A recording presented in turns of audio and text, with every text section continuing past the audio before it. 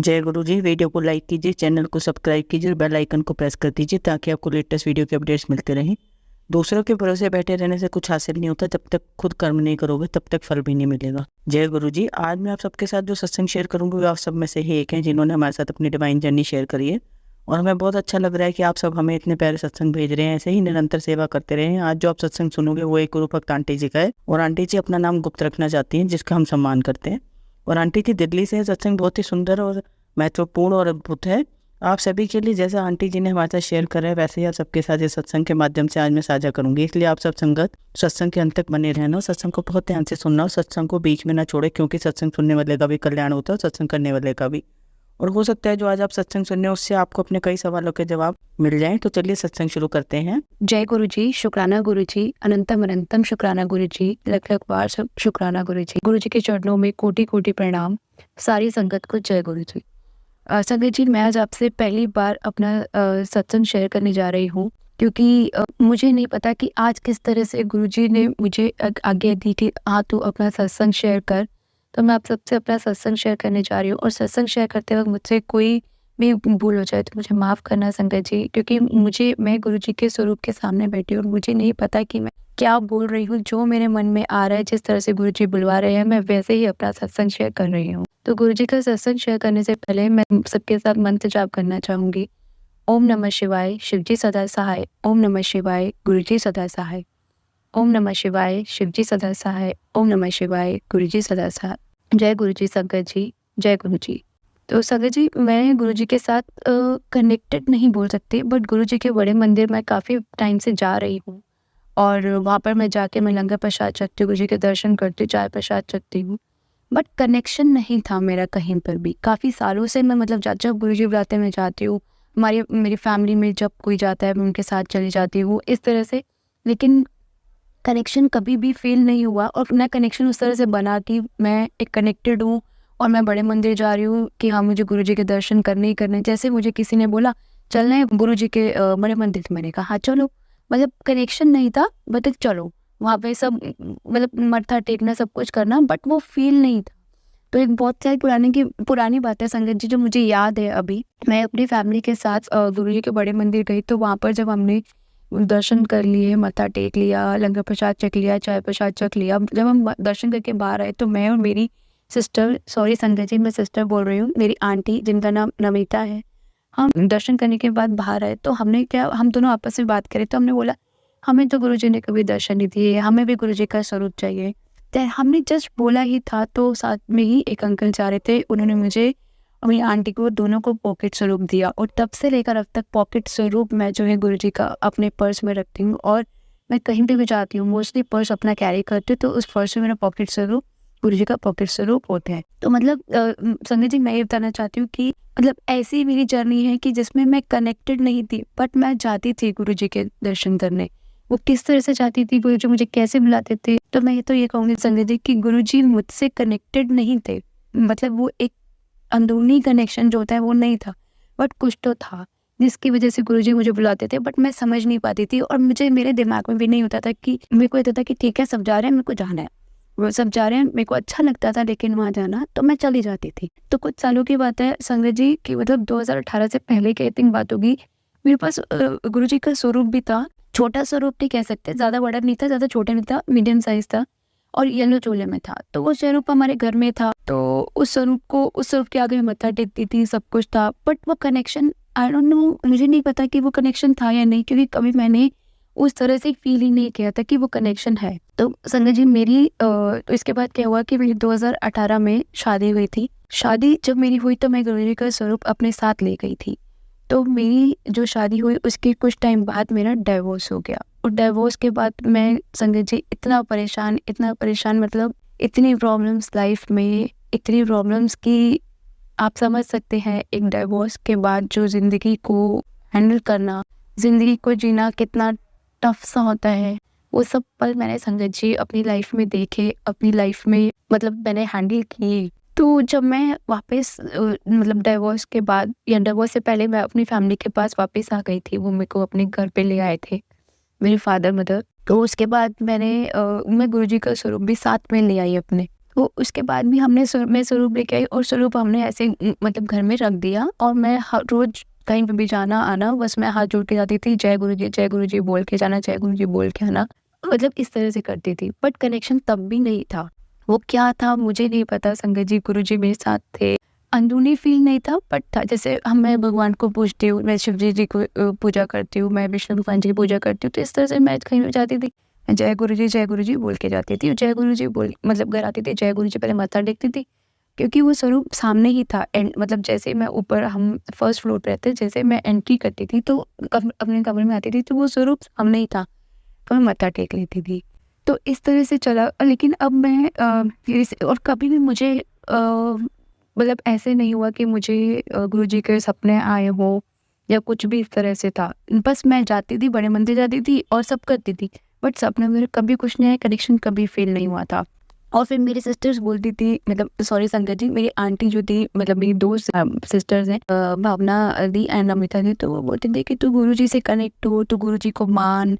तो मैं बोलती थी कि तुम लोग मानते हो ना गुरुजी को, तुम मानो, तुम किसी को फोर्स मत करो मानने के लिए। तो क्योंकि संगत जी में वो कनेक्शन फील ही नहीं करती थी। तो फिर एक बार ही क्या हुआ कि सितंबर 2023 में 26 सितंबर के बाद की बात है कि मेरी ड्यू टू सम रीजंस मेरी जॉब नहीं थी, मेरी जॉब छूट चुकी थी। तो उस जॉब छूट चुकी थी तो मैं बहुत परेशान थी, बहुत मतलब, क्योंकि जॉब छूटने की वजह भी मैं नहीं थी। जॉब छूटने की वजह मेरे ऑफिस की गंदी पॉलिटिक्स थी। इसकी वजह से मैंने जॉब छोड़ दी, या कह लो कि कुछ भी ऐसा रीज़न रहा कि मेरी जॉब नहीं थी। तो उसके बाद मैं बहुत परेशान, मैं सोचती थी कि अब मेरी क्या गलती है, मैंने ऐसा क्या किया जो मुझे ये सब देखना पड़ रहा है, ये सब झेलना पड़ रहा है अपनी लाइफ में।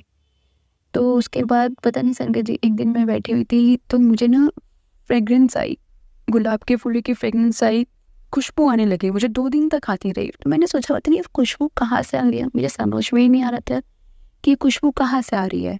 तो फिर मैंने मम्मी से भी पूछा कि खुशबू आ रही है, मम्मी ने कहा नहीं ऐसा तो कुछ नहीं है। पता नहीं संगत जी मुझे याद नहीं आ रहा, मैंने मम्मी से पूछा ही नहीं पूछा, लेकिन मुझे खुशबू आ रही थी। तो मैंने फिर मैं पता नहीं कैसे खुशबू आई। तो फिर उसके नेक्स्ट डे मुझे एक सीए फॉर्म में जाना था। मैं चार्टर्ड अकाउंटेंट हूँ बाय प्रोफेशन, तो मुझे एक सीए फॉर्म में जाना था अपने एक इंटरव्यू के लिए। तो मैं वहाँ गई, तो वहाँ पे मैं थोड़ा सा, उन्होंने कुछ भी मतलब पूछा कि एक्चुअली क्या था संगत जी, मेरी जब शादी हुई थी तो उसमें मेरे जो जॉब में था 2 साल का गैप था, और फिर डाइवोर्स हुआ, सब कुछ हुआ। तो अब कोई रीज़न पूछता था कि वो 2 साल गैप क्यों है रिज्यूमे में, ये सब। तो मैं कभी किसी को बताती नहीं थी, लेकिन उस टाइम मुझे बताना ज़रूरी था, क्योंकि सबको ये लगता था कि 2 साल पता नहीं क्यों जॉब छोड़ी, क्यों नहीं जॉब की। काफ़ी चीज़ें जो हम हर एक चीज़ अपनी हर किसी को शेयर तो नहीं कर सकते ना संगत जी। तो वहाँ पर जब मैंने उनको बताया कि 2 साल का रीज़न क्या था, मतलब इतनी मेरे रिज्यूमे में गैप था, तो मैंने उनको बताया कि मेरी मैरिज हो गई थी और ड्यू टू सम रीजंस मैंने जॉब नहीं की थी। तो सारे रीजंस किसी को एक्सप्लेन करना बहुत मुश्किल होता है संगत जी। तो मैंने शेयर किया उनको, डिटेल में मैंने कुछ नहीं बताया, बट उनको मैंने शेयर किया। तो उन्होंने बोला ठीक, कोई बात नहीं, सबकी लाइफ में ऐसा होता है। तो उन्होंने मुझे थोड़ा सा तसल्ली दी, उन्होंने मेरे को सपोर्ट किया। फिर उन्होंने बोला कि ठीक है, हम सोच के बताएंगे आपको। मैं घर आ गई। फिर जब घर आई उसके बाद मैंने जैसे फेसबुक खोला तो उसमें मैसेज था, तू रो ले, तू दुखी हो ले, तू कुछ भी कर ले, तू परेशान हो ले, लेकिन तेरे साथ अच्छा ही होना है। गुरुजी ने बोला तेरे साथ अच्छा ही होना है, मैं तेरा अच्छा ही करूँगा। इस तरह का कोई मैसेज था। तो मेरी जो बड़ी वाली आंटी है, सिस्टर है, वो घर पर आई हुई थी। तो मैं सोफे बैठी थी, मेरी मम्मी और सिस्टर बैठे हुए थे। तो मैंने जैसे मैसेज पढ़ा तो मेरे को अंदर से खुशी भी हुई कि गुरुजी का मैसेज फ्लैश हुआ, और मैंने पहली बार इस तरह से ध्यान से पढ़ा था उस मैसेज को। फिर भी संगत जी देखो मैं कैसी नादान की, मुझे पता ही नहीं कि उस मैसेज को पढ़ के मैं लिख दूँ जय गुरुजी, शुक्राना गुरुजी। मैंने कुछ नहीं लिखा। फिर जब मैंने अपनी आंटी से बात की, भावना आंटी से, कि देख मुझे ना फेसबुक पे ऐसे मैसेज आते हैं, तो देख पता नहीं गुरुजी का क्या इशारा है, मतलब इस तरह से देख गुरुजी ने मैसेज किया। तो उसने मुझे बोला कि ये गुरुजी की ब्लेसिंग है जो तुझे मिल रही है। तो संगत जी पहले मेरे पास तो पहले भी इस तरह से मैसेज आते थे कि मतलब मैं तो पहले ध्यान ही नहीं देती थी, मैं पढ़ती मतलब स्क्रॉल कर देती थी, बिल्कुल भी ध्यान नहीं देती थी। तो उसने जब बोला ना कि ये गुरुजी की ब्लेसिंग्स है जो तेरे पास आती है, तो मैंने तब से संगत जी एक कनेक्शन मेरा गुरु जी से जोड़ा, और तब से मैं उनके मैसेजेस पर जय गुरुजी, शुक्राना गुरुजी लिखने लगी, तब से मुझे यकीन हुआ नहीं गुरुजी हैं और वो मुझे अपनी ब्लेसिंग्स दे रहे हैं। वो मुझे बता रहे हैं कि वो मेरे साथ हैं। उसके बाद से निधि मैं रोज़ मतलब गुरुजी के भजन सुनना और ये सब करना शुरू कर दिया मैंने। मुझे अच्छा लगने लगा गुरुजी के भजन सुनना, सब कुछ करना। तो नवमी से पहले की बात है, इस नवरात्रों में नवमी से पहले की बात है, मेरे मन में भाव आया कि मुझे सत्संग करवाना है। तो जब सत्संग कराने के लिए मैंने अपनी मम्मी से बात की तो मम्मी बोली कि सत्संग करवाना है, तो मैंने कहा पहले वो अष्टमी पर कराते हैं। तो मम्मी बोली नहीं, अष्टमी पर नहीं कराएंगे क्योंकि हम खेती वगैरह करते हैं तो उसको प्रोवाइड वगैरह करना होता है, इतना टाइम नहीं मिलेगा। तो मैंने कहा ठीक है, हम नौवीं पर सत्संग कराएंगे। तो संगत जी मैंने नौवीं पर सत्संग प्लान कर लिया, मैंने सत्संग करवाया और सत्संग करवाने के साथ साथ मेरे मन में एक इच्छा थी कि मैं गुरु जी का बड़े वाला स्वरूप अपने घर में लाऊं। तो उस स्वरूप को लाने के लिए संगत जी मुझे, ताकि मेरे को स्वरूप कैसे मिलेगा, क्योंकि छोटा स्वरूप मीडियम स्वरूप तो था घर पे, लेकिन मेरी इच्छा थी कि मुझे बड़ा स्वरूप चाहिए। तो फिर मेरे भाई ने बोला कि तुझे स्वरूप चाहिए तो ऐसा करते हैं, मैंने उसको बोला कि स्वरूप खरीदूंगी तो नहीं, अगर तू कर सकता है तो मुझे गिफ्ट दे दे। तो मैंने उसको बोला कि उसने कहा चल ठीक है, तू अपनी पसंद से स्वरूप देखा, मैं तुझे गिफ्ट दे देता हूँ। तो संजय जी मैं संडे का दिन था, मैं और मेरी भावना आंटी हम दोनों स्वरूप देखने गए। मेरे नेफ्यू भी मेरे साथ था, तो हम तीनों स्वरूप देखने गए। संडे का दिन था, तो वहाँ जाके हम स्वरूप देखने से स्वरूप देख रहे, साथ साथ हम गुरु जी के लॉकेट स्वरूप देख रहे, गुरु जी के मंत्र जाप वो जो चलता है स्पीकर, मतलब वो सब पूरे दिन मंत्र जाप वो चलता रहता है, तो वो देख रहे थे। तो देखते देखते जैसे मुझे एक स्वरूप अच्छा लगा, पहले मैंने उनसे ये मांगा कि मुझे पीले चोले में स्वरूप चाहिए, तो उन्होंने दिखाए मुझे, बट वो पसंद मतलब ऐसे लग रहे थे कि नहीं ये नहीं चाहिए, ये नहीं, इस तरह से। तो फिर मैंने एक स्वरूप देखा संगत जी, तो फिर मैंने वो स्वरूप अपने भाई को व्हाट्सएप कर दिया कि भाई ये देख स्वरूप अच्छा है, ये ले लूँ, पसंद कर मतलब बुक करा दूँ, तो मुझे गिफ्ट करती हूँ। जैसे ही मैंने उसको भेजा तो उसने बोला एक न्यूज़ थी, पापा का एक्सीडेंट हो गया। तो संगत जी हमने सब कुछ वहीं छोड़ दिया, कुछ नहीं देखा, हम सीधा हॉस्पिटल चले गए।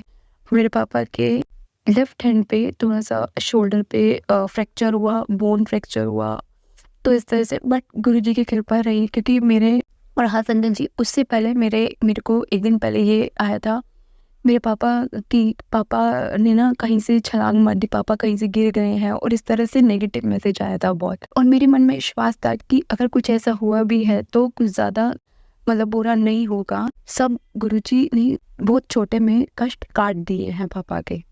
तो कुछ भी कह लो संगत जी, इस तरह से मेरे मन में विश्वास था कि कुछ नहीं होगा, और सच में संगत जी कुछ नहीं होंगे, बस ठीक है एक लेफ्ट हैंड में फ्रैक्चर, वरना एक्सीडेंट ऐसा हुआ था कि कुछ भी हो सकता था।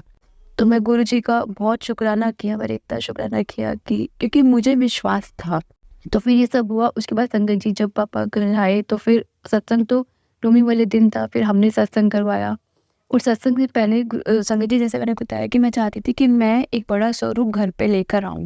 तो संगत जी उसके लिए मैं सोमवार को बड़े मंदिर गई। नौमी से पहले जो सोमवार था, एक हफ्ता पहले दिन सोमवार था, डेट तो मुझे याद नहीं है। मैं बड़े मंदिर गई तो मैंने वहाँ जाके वहाँ पे बोला कि मुझे ना वहाँ संगत जी बड़े मंदिर जाने से पहले ही रास्ते में, बड़े मंदिर में एंटर करने से पहले ही मुझे गुरुजी ने गाय के रूप में दर्शन दिए।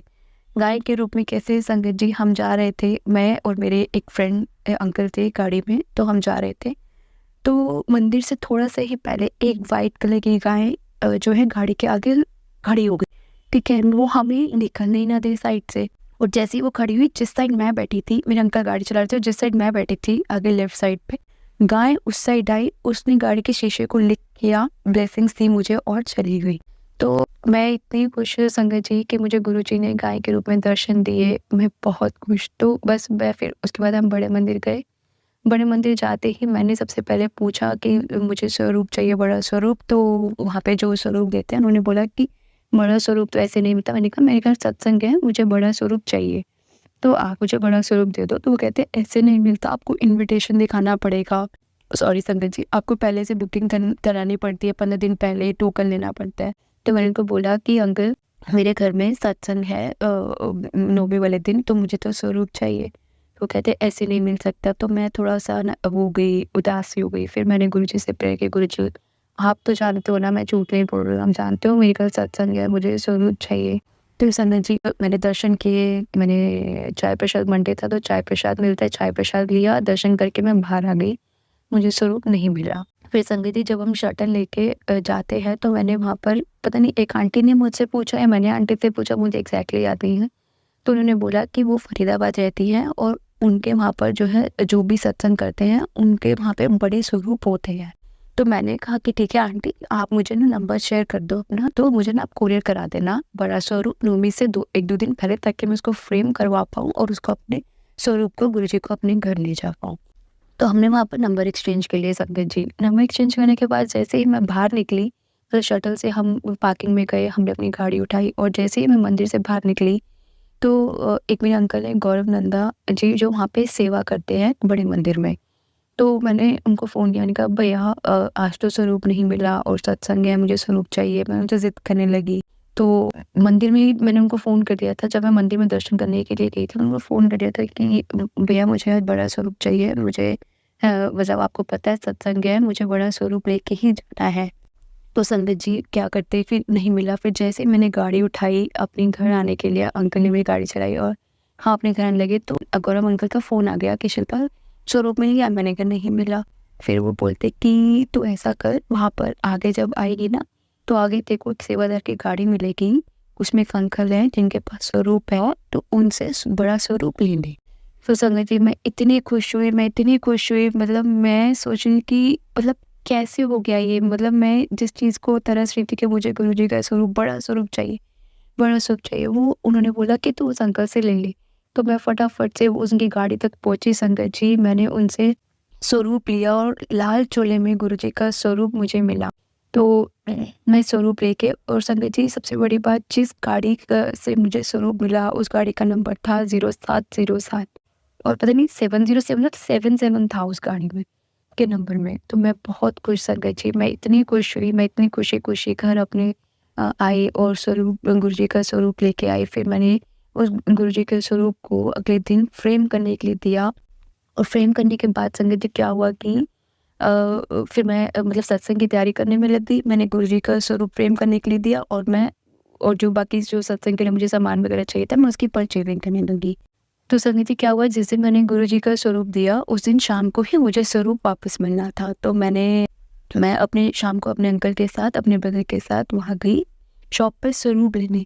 तो संगत जी क्या हुआ, स्वरूप पूरा उन्होंने बना रखा था। जैसे ही उन्होंने स्वरूप को उठाया, स्वरूप का शीशा टूट गया, तो कांच टूट गया। तो मेरे को तो पता नहीं था ना संगत जी कि कांच टूटने का मतलब क्या होता है। कांच टूटने का मतलब तो ये होता है ना कि गुरु जी ने हमारे कष्ट काटे हैं, हमारे ऊपर बहुत बड़ा कष्ट आने वाला था जो गुरु जी ने काट दिया। तो मुझे इसका पता नहीं था, तो फिर मैंने इतना वहम नहीं किया। मैंने कहा वो जो जिसने स्वरूप में फ्रेम लगाया था, उन्होंने अंकल ने बोला कि गुरु जी ने तुम्हारा कष्ट काटा है, कोई टेंशन की वाली बात नहीं। मैंने फिर उस पर ध्यान नहीं दिया। फिर मैं गुरुजी के स्वरूप को घर ले आई और फिर 2-3 दिन बाद, शायद 2-3 दिन बाद हमारे घर सत्संग था।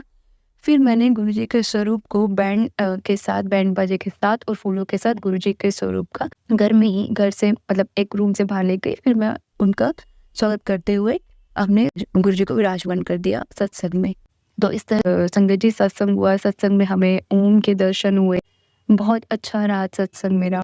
तो उसके बीच और संगत जी उसके बीच में मतलब एक बार ये मुझे ध्यान नहीं मुझे कि सत्संग से पहले, सत्संग के बाद की बात है कि मुझे सपने में हल्का सा सेकंड्स का मतलब सेकंड्स भी नहीं कह सकती, गुरु जी की छवि हंसते हुए नजर आई। वो सेकंड्स भी नहीं कह सकती संगत जी, मैं मतलब किस तरह से मुझे पता ही नहीं चला। तो वो मतलब मुझे सपने में छवि दिखी। और इसके अलावा तो संगत जी ऐसा एक संगत जी मुझे और सपना आया था कि जैसे गुरुजी के स्वरूप होते हैं तो एक 2 स्वरूप मुझे नजर आए। एक हरे रंग के चोले में स्वरूप नजर आया और एक लाल रंग के चोले में स्वरूप नजर आया। लेकिन फिर से संगत जी सपने में क्या हुआ कि जिस तरह से जो मैं स्वरूप गुरुजी का बड़ा स्वरूप मंदिर से लेके आई थी, बड़े मंदिर से, और जब मैंने फ्रेम कराया वो शीशा पहले टूटा, फिर दोबारा से मैंने उस पर शीशा लगवाया। इसी तरह से मुझे सपने में गुरुजी के 2 स्वरूप नजर आए, एक हरे चोले में और एक लाल चोले में। लाल चोले में सेम जो मेरे पास था वही था, लेकिन जो हरे चोले वाला स्वरूप था सपने में उस स्वरूप का भी शीशा टूटा, उस स्वरूप का भी कांच टूटा। तो मैंने देखा अरे ग्रीन गुरुजी का जो स्वरूप का कांच टूट गया। मैंने देखा अरे लाल वाले का तो नहीं टूटा ना। इस तरह से मतलब सपने में तो लाल वाले तो ऐसा तो कुछ नहीं था संगत जी। तो मतलब इस तरह से मेरे सपने में भी जो है गुरुजी के एक स्वरूप का कांच टूटा हरे रंग के चूल्हे में। तो संगत जी मतलब मैं यही बताना चाहती हूँ आपको कि इस तरह से मतलब मेरा जो है सत्संग है। और एक मैं और बताती हूँ गुरुजी ने मुझे किस तरह से दर्शन दिए। मैं ऑफिस से अपने मेट्रो में ऑफिस जा रही थी।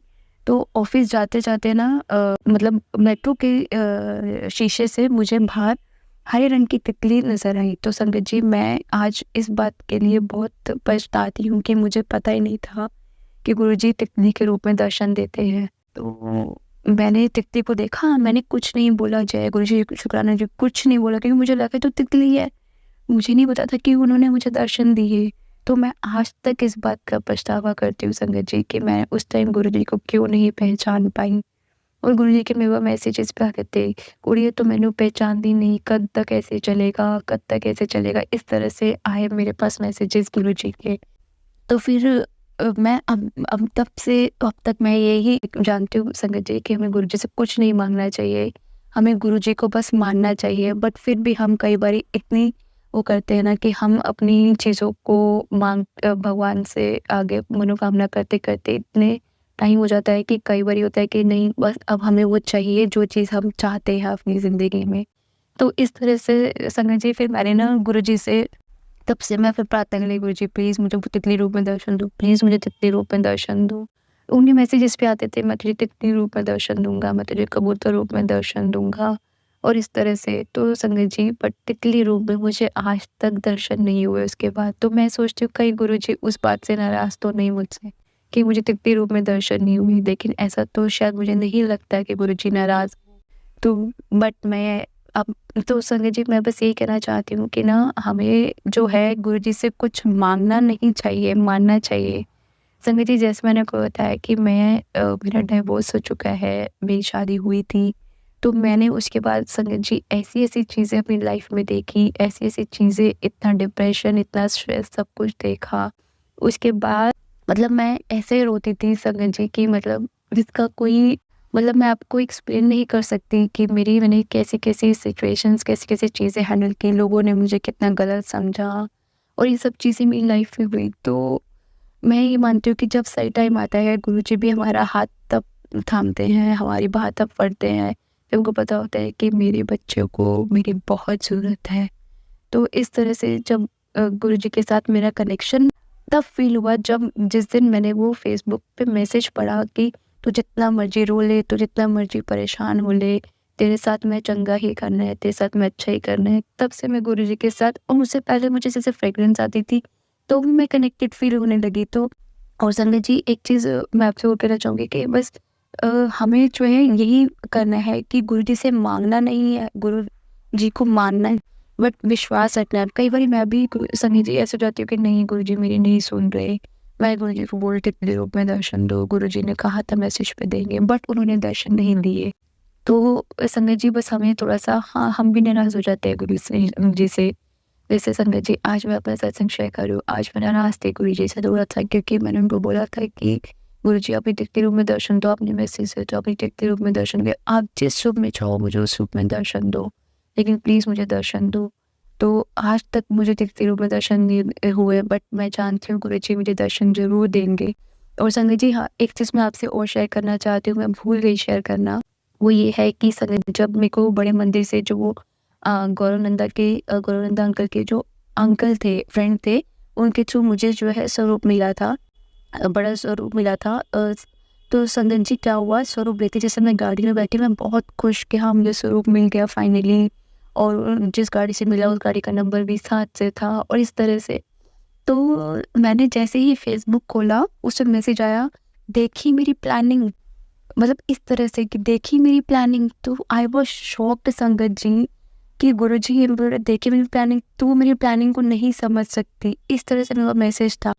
तो मैं तो शॉक्ड हो गई संगत जी कि ऐसे मतलब गुरुजी तो सच में मैं कैसे गुरुजी का शुक्राना करूँ। गुरुजी ने तो सच में हमारे दिल की बात जान लेते हैं, गुरुजी सच में जानते हैं। लेकिन हाँ, कई बारी हम थोड़े मायूस हो जाते हैं क्योंकि हम अपनी परेशानियों से इतने ज़्यादा मतलब परेशान हो चुके होते हैं, तो हमें लगता है कि नहीं अब सब सही हो जाए, अब सब सही हो जाए इस तरह से।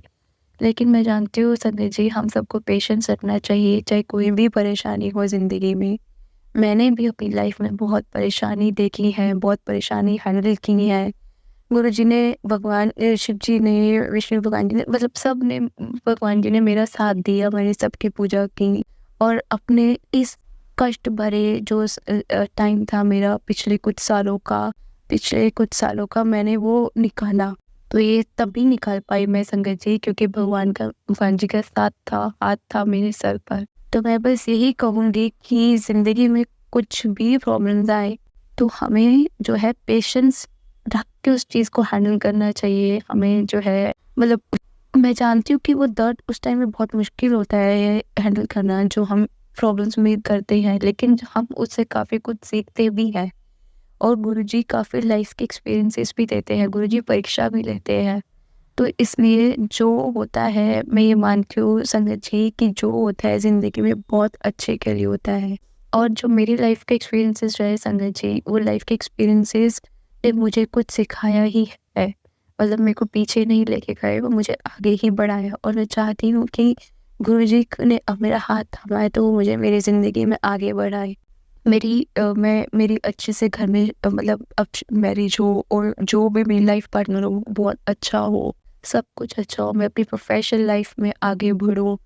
तो बस मैं, और मेरे को विश्वास है कि गुरुजी ने जब हाथ थामा है तो मुझे आगे भी बढ़ाएंगे। हाँ संगत जी, कई बार हमारा मन डगमगा जाता है, कई बार हम सोचते हैं कि नहीं अब ये पूरा नहीं हो रहा, क्योंकि हम पेशेंस रखते रखते इतना थक जाता है कि हमें लगता है कि नहीं अब ये चीज़ नहीं हो सकती, अब मेरे में पेशेंस नहीं है, अब गुरुजी कुछ कर दो। हम चिड़चिड़े भी हो जाते हैं, बट हमें वो सिचुएशन को हैंडल करना आना चाहिए। और मेरे को ऐसा लगता है कि जब गुरुजी हमारा हाथ थाम लेते हैं या जब गुरुजी का आशीर्वाद होता है तो हम हँसी खुशी, चाहे भले ही परेशान हो, उन सब चीज़ों को हैंडल कर लेते हैं। जब से मैं गुरुजी की शरण में आई हूँ, जब से गुरुजी ने मुझे थामा है, तब से मेरी ज़िंदगी में मुझे ऐसा लगा कि मैंने काफ़ी चीज़ें संगत जी, मैं पहले बहुत परेशान होती थी, बहुत गुस्सा करती थी, चिड़चिड़ी थी, मतलब इतने लड़ाई झगड़े होने घर में, और मुझे कोई भी कुछ भी मतलब गलत बोलता था, कोई मेरे मन की बात नहीं समझता था, नहीं जानता था। और मतलब मैंने कई ऐसी चीज़ें सही संगत जी, कई ऐसी चीज़ें सुनी जो मैं डिज़र्व भी नहीं करती या जो मेरे मन में नहीं होती, उसके लिए मैंने गलत सुना। मतलब बहुत कुछ हुआ। बट अब मैं ये जानती हूँ कि गुरुजी ने अगर मेरे लाइफ में आ गए, गुरुजी ने मुझे थामा है ना, तो वो कुछ अच्छे के लिए ही है और वो मेरे साथ अच्छा ही होगा। अब मेरा चाहे कोई कितना भी बुरा कह दे, कोई कितना भी बुरा सोच ले, अगर गुरुजी साथ है तो कोई कुछ भी मेरा बुरा नहीं कर सकता, कुछ भी मेरा बुरा नहीं सोच सकता। और अगर बुरा हुआ भी तो गुरुजी वो बुरा होने नहीं देंगे ज़िंदगी में। बट हमें गुरुजी पर विश्वास रखना चाहिए संगत जी, उन पे भरोसा रखना चाहिए। मैं जानती हूँ जब मैं बोल रही हूँ कई बारी मैं भी डगमगा जाती हूँ, लेकिन ऐसा नहीं होना चाहिए। तो इससे संगत जी, मैंने तो आज गुरुजी के साथ सामने खड़े होकर स्वरूप के सामने यही प्रेयर की, गुरुजी अब चाहे कुछ भी हो जाए, मैं ज़िंदगी में कभी आपसे मांगूंगी नहीं, हमेशा बस आपको मानूंगी। क्योंकि अगर हम मानते हैं तो हमें गुरुजी वो सब देते हैं जो वो देना चाहते हैं। हो सकता है ना संगत जी, जो मैं मांग रही हूँ वो बहुत कम हो जो मुझे देना चाह रहे हो। और संगत जी, इसके बाद से मतलब मैंने अमृत वेला करना शुरू कर दिया। जब से मैं गुरुजी की शरण में आई, गुरुजी ने मेरा हाथ थामा, मैं अमृत वेला करती हूँ, कोशिश करती हूँ। कई बार नहीं उठ पाती तो मैं गुरुजी को बोल के सोचती हूँ, गुरुजी आप अगले दिन मुझे इतने बजे उठा देना, इतने बजे उठा देना। गुरुजी उठा देते हैं। तो मैं अमृत वेला भी करती हूँ और भजन सुनती हूँ, सत्संग सुनती हूँ। कई बारी नहीं सुनती तो गुरुजी का मैसेज आ जाता है, कुड़िए तू सत्संग नूं इग्नोर ना किया कर, तू मेरी गल नूं इग्नोर ना किया कर, तू उसनूं सुना कर। तो मुझे ऐसा लगता है हाँ, गुरुजी मेरे से कनेक्टेड है, गुरुजी मतलब देख रहे हैं कि ये सब। और जबकि संगत जी, कई बारी क्या होता है कि हम ऑफिस में होते हैं, हमारे पास इतना टाइम नहीं मिल पाता है कि हम सत्संग को पूरा सुन पाए या इस तरह से। तो कई बारी क्या होता है, मैं देखती थी, स्क्रॉल करती थी और मैं उसको ऐसे ही छोड़, मैंने कहा ठीक है मैं बाद में सुनूंगी गुरुजी, मैं बाद में सुनूंगी। तो वो अगले उसमें पल में यूट्यूब पे सत्संग आ जाता, हुई तो मेरी गल में इग्नोर ना क्या कर, सत्संग में सुना कर, इस तरह से। तो मैं ये मानती हूँ कि गुरुजी हमसे कनेक्टेड है, बट फिर भी क्योंकि कई बार हम अपनी परेशानियों से परेशान हो जाते हैं तो सब सोचते हैं कि गुरुजी पता नहीं हमारी सुनते हैं नहीं सुनते, गुरुजी पता नहीं, जबकि वो सुनते हैं। तो संगत जी, मैं बस यही बोलूँगी कि हमें सबको गुरुजी पर अटूट विश्वास रखना चाहिए, पेशेंस रखना चाहिए और कुछ मांगना नहीं चाहिए, मानना चाहिए। इसी बात से संगत जी, मैं अपने सत्संग को विराम देती हूँ। मुझसे कोई भूल चूक हो गई हो सत्संग करते वक्त तो मुझे माफ़ करना संगत जी। सत्संग को विराम देने से पहले मैं गुरु जी का मंत्र जाप करना चाहूँगी। ओम नमः शिवाय, शिव जी सदा सहाय। ओम नमः शिवाय, गुरु जी सदा सहाय। ओम नमः शिवाय, शिव जी सदा सहाय। ओम नमः शिवाय, गुरु जी सदा सहाय। संगत जी, मैंने जो बोला मैं गुरु जी के स्वरूप के सामने बैठकर बोल रही हूँ और जो गुरु जी ने मुझसे बुलवाया मैंने वही बोला। मुझसे कोई भूल हो गई हो तो मुझे माफ़ करना, बोलते वक़्त कुछ गलत बोल गई हूँ तो मुझे माफ़ करना संगत जी। जय गुरु जी, शुक्राना गुरु जी, अनंतम अनंतम शुक्राना गुरु जी। आज आप सबको एक कहानी सुनाती हूँ। आप सब इस कहानी को बहुत ध्यान से और शांत वातावरण में सुनना। पहली कहानी का शीर्षक है गिलहरी का सामर्थ्य।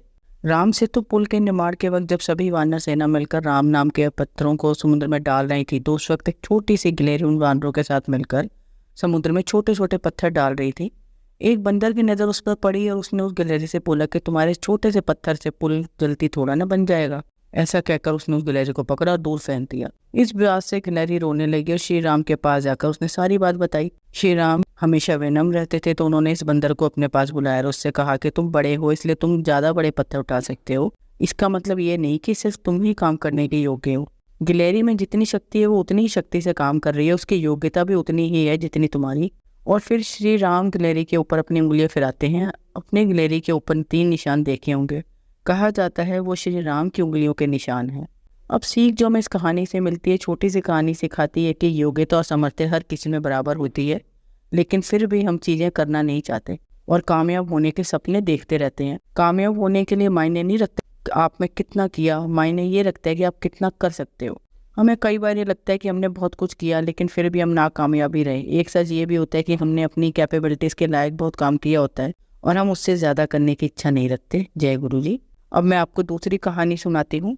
इस कहानी का शीर्षक है धैर्य हमेशा लक्ष्य पर रखो। रामायण में देवी सीता की खोज के लिए जब हनुमान समुद्र के ऊपर लंका की तरफ जा रहे थे तब समुद्र के बीच में से एक पर्वत निकला। उस पर्वत का नाम मेनाक था और वो पर्वत पूरा सोने का बना हुआ था। उस सोने के पर्वत ने हनुमान जी को देखा और उनसे कहा कि आप उड़कर लंका की तरफ जा रहे हैं लेकिन अभी लंका बहुत दूर है, क्यों ना आप कुछ देर मुझ पर विश्राम कर लें। हनुमान जी ने मेनाक पर्वत को देखा और बोले, आपने मेरा इतना ध्यान रखा और मुझे विश्वास करने के लिए प्रस्ताव दिया, इसके लिए धन्यवाद, लेकिन मैं अभी रुक नहीं सकता। मेरा लक्ष्य है माँ सीता की खोज करना और जब तक मैं अपना लक्ष्य पूरा नहीं कर लेता तब तक मैं रुक नहीं सकता। पर्वत बोला, अभी सफ़र बहुत लंबा है, आपको विश्राम कर लेना चाहिए। हनुमान जी बोले, अभी मुझ में बहुत उत्साह है लेकिन अगर मैं आपकी बातों में आकर रुक गया तो मुझ में आलस्य आ सकता है। हनुमान जी समझ गए थे कि ये सोने का पर्वत है, अगर मैं इस पर रुक गया तो कहीं ना कहीं मेरे जीवन में आलस्य भोग विलास आ सकता है। हनुमान जी मेनाक को धन्यवाद कहकर आगे बढ़ गए। अब सीख जो हमें इस कहानी से मिलती है, जब हम किसी लक्ष्य की ओर बढ़ते हैं तो हमें भी भोग विलास सुख सुविधा के साधन मिलते हैं। कभी कभी कार, मोबाइल, टीवी जैसी चीज़ें मेनाक पर्वत की तरह हमें रोकती हैं। बुद्धिमानी ये होनी चाहिए कि उन्हें स्पर्श करें, यानी उनका उपयोग करें और अपने लक्ष्य की ओर बढ़ें। कुछ लोग इन चीज़ों में ही बंधे रह जाते हैं और अपनी मंजिल से भटक जाते हैं। अपने लक्ष्य तक पहुंचने के लिए हमें उन चीज़ों से हमेशा दूर ही रहना चाहिए जो हमें हमारे लक्ष्य से भटका सकती हैं। हमेशा अपने लक्ष्य को सबसे ऊपर रखें और जब तक उसे पा न ले तब तक रुके नहीं। जो व्यक्ति अपने लक्ष्य को पाने से पहले ही खुद को आराम दे दे वो अक्सर असफल हो जाता है। किसी भी काम में अगर सफलता पानी है तो उससे सबसे पहले पूरा करें, तब जाके उसके रिजल्ट्स के बारे में सोचें। हम जोश में कई चीज़ों की शुरुआत कर लेते हैं लेकिन उन्हें पूरा नहीं कर पाते और फिर अपनी सफलता का रोना रोते रहते हैं। इसलिए लक्ष्य का होना और उसे पाने की पूरी कोशिश करना ही हमारा कर्तव्य होना चाहिए। जय गुरु जी। संगत जी, अगर आपको आज का सत्संग अच्छा लगा हो तो आप इस सत्संग को और संगत के साथ जरूर साझा करें जिससे वो भी महाराज का दिव्य आशीर्वाद प्राप्त कर सकें। जय गुरु जी। शुक्राना गुरु जी।